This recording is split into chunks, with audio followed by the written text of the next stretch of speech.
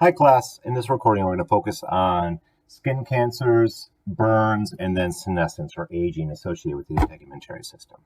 As we look at skin cancers, skin cancers are the single most common kind of cancers that we will experience here in America. Skin cancers are caused by mutations when UV rays, ultraviolet rays, cause thymine dimers to form in our DNA, or adjacent thymines in our DNA to become cross-linked and chemically covalently bonded to each other. So we have mutations build up in our DNA. Skin cancers are going to be most common in the parts of our bodies that are exposed to the most sunlight. So our head, neck, and particularly the back of our hands, the posterior of our hands. It's way more common in individuals that are fair-skinned because they don't have as much melanin to protect themselves from the sun. It's also more common in elderly individuals because they've had a lifetime of exposure building up, a lifetime of mutations building up in their bodies. It's incredibly common and, generally speaking, easily treated. As we look at skin cancer, it has a very high survival rate if we find it and detect and treat it early on. There's three kinds of skin cancers that are going to be named for the cells of the epidermis that they come from. We have the basal cell carcinoma, squamous cell carcinoma, and the malignant melanoma. So let's dive into it and talk about those three kinds of skin cancers. First, we have basal cell carcinomas. They're very common. But they aren't very dangerous. They come from the cells of the stratum basale. The keratinocytes, in particular, of the stratum basale start to reproduce out of control, and you end up with kind of a scaly, flaky growth, three-dimensional growth. These lesions can be small and shiny and have a small depression in the center. Oftentimes, these can be burned off with liquid nitrogen, or I know some old farmers who will literally just take a knife and slice them off themselves because they're too lazy to go to the doctor to get them surgically removed or frozen off. So if you detect them early on, they have a really high success rate of treatment, and they have a very low mortality rate associated with them. Next, we have squamous cell carcinomas. And as we look at the squamous cell carcinoma, instead of arising from the keratinocytes of the stratum basale, they arise from the keratinocytes of the stratum spinosum. And they tend to be deeper, scalier, a little bit, for lack of a better term, kind of more they look more like a more pronounced wound. These lesions associated with these squamous cell carcinomas are going to be usually on the scalp, particularly in males that are going bald or have been bald for a while, the back of the ears, your lower lip, or the back of the hands. Parts of the body that are oftentimes going to be exposed to lots and lots of sunlight, but that maybe you don't necessarily think, hey, I need to rub sunscreen on these. There's typically going to be a concave ulcer in the center of these, and when you say concave, I mean that it's going to indent in the middle. So we have a raised bump with a lesion and a concave ulcer in the center. But there's still a pretty good chance of recovery. They aren't terribly lethal. There's a relatively low mortality rate as long as you detect them early and have them surgically removed. If they go untreated for an extended period of time, they will spread or metastasize. Metastasize is just a technical word for spreading to the lymph nodes, and once they get into the lymphatic system, they tend to spread rapidly and could potentially become lethal. And then we have the melanoma. A malignant melanoma is a spreading melanoma, and these are skin cancers that come from melanocytes. If we think of a melanocyte, it's a cell that produces melanin, or the pigmentation of our skin. So melanomas have a very dark coloration to them because they are made of pigment-making cells. And these melanocytes are naturally designed to have lots of cell processes and spread throughout the keratinocytes, to spread melanin throughout the keratinocytes. And if the melanocyte becomes cancerous, it's able to spread very rapidly throughout the body. So even though melanomas are rare because we don't have a lot of melanocytes in our skin relative to the keratinocytes, because melanocytes are designed naturally to spread melanin, when we do develop a melanoma, that melanoma can spread very quickly. Because it spreads very quickly, it is the most deadly form of skin cancer. To treat the melanoma, it's very rarely going to be three-dimensional, but for lack of a better term, it will just grow deep down into the skin, and surgical treatment usually involves removing a big chunk of tissue from the individual. It almost looks like they took a melon baller and just sliced out just a melon ball worth of tissue from the individual. Family history of melanoma is the single greatest risk factor. I know one of my wife's cousins, she's in her early 30s. She had a melanoma right in the middle of her belly, or right in the middle, around her umbilical region of her abdominal area, which doesn't get a lot of sun, but because of her family history, she was predisposed to get melanomas and had one early on in her lifespan. We typically find that individuals who are naturally predisposed to getting more sunburned are going to be more predisposed to having melanomas. So if we think of redheads, they get sunburned frequently.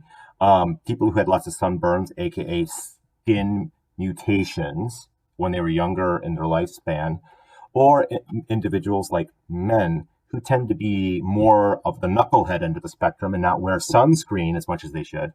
And I'm guilty as charged. I should wear sunscreen more often. I should practice what I preach. These are the people groups that are more at risk of developing the melanoma.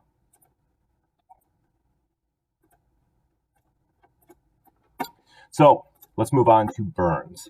When we get burned, we can categorize our burns based on the degree of depth, how deep it goes through the skin.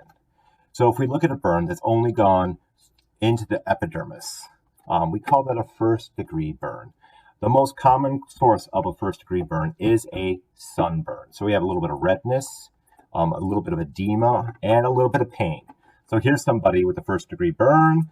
You know, it looked pretty clear to me that I would guess this person was on the beach, and you could see where the strap was blocking the sunlight, and then you can see over here, hey, they got a sunburn. Sunburns or first degree burns aren't necessarily by themselves going to be terribly dangerous, but if you have repeated first degree burns, the damage can become cumulative, particularly if they are caused by ultraviolet radiation as opposed to infrared radiation. Infrared being heat, ultraviolet typically coming from the sun. A second degree burn is going to go all the way through the epidermis and part of the way into the dermis. And these second degree burns are going to be much more painful. They are going to typically have blisters associated with them. That's typically the specific symptom or diagnostic criteria most people use for second degree burns. And they take longer to heal, a couple weeks to a couple months, and could potentially leave scars. You ready to get your pet done? Yeah. Okay, Ben, I'm making a recording. Could you wait just a moment? And then finally, we have third degree burns. When we think of a third degree burn, it goes all the way through the epidermis, all the way through the dermis into the underlying hypodermis. Third degree burns are typically going to involve charring or blackening of the skin and are going to need a skin graft to help regenerate the skin. Because the patient has lost both their epidermis and dermis, they oftentimes will need fluid replacement because they're losing lots of fluid from their bodies. And there's also issues associated with microbial access to the skin, or microbes getting into the body when somebody has lost their epidermis and dermis and all the defensive features associated with those tissues. As our bodies age, our bodies change, and our integumentary system is going to have changes as we age. There's some intrinsic aging associated with our skin. Typically around the age of 40, we start to really notice these things happening. For instance, our hair starts to become gray or thinning. Our skin itself becomes thin and loose. It starts to sag, and we start to have more lacerations or small cuts on our skin. Our skin becomes drier, and also our skin starts to bruise more easily. Some individuals are going to develop rosacea as they age, and rosacea is typically going to manifest itself as a bunch of tiny blood capillaries right near the surface of the skin, in the cheeks and nose. Something else that happens as we age is that we have a loss of collagen fibers in our skin. And this is referred oftentimes is going to cause our skin to become more wrinkly. We also can have photoaging. Individuals like this woman in the upper right who spent lots of time in the sun are going to have more wrinkles in their skin. Individuals who have spent a lifetime indoors typically will have less wrinkles in their skin. Individuals who also just haven't had an opportunity to spend a lot of time outside, like this little baby right here, have much smoother skin without those wrinkles associated with them. As we age, we lose adipose tissue from the hypodermis. This makes us more likely to lose heat because we lose insulation.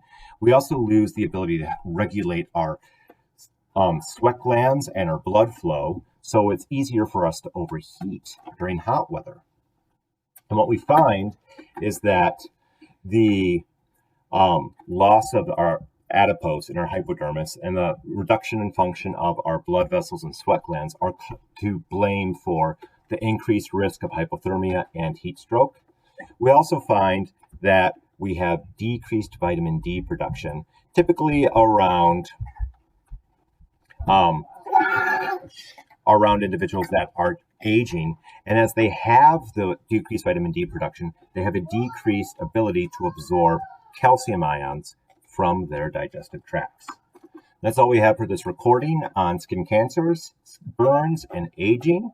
If you have any questions or comments, please feel free to post them in the class discussion board or to shoot me an email. And as always, happy studies.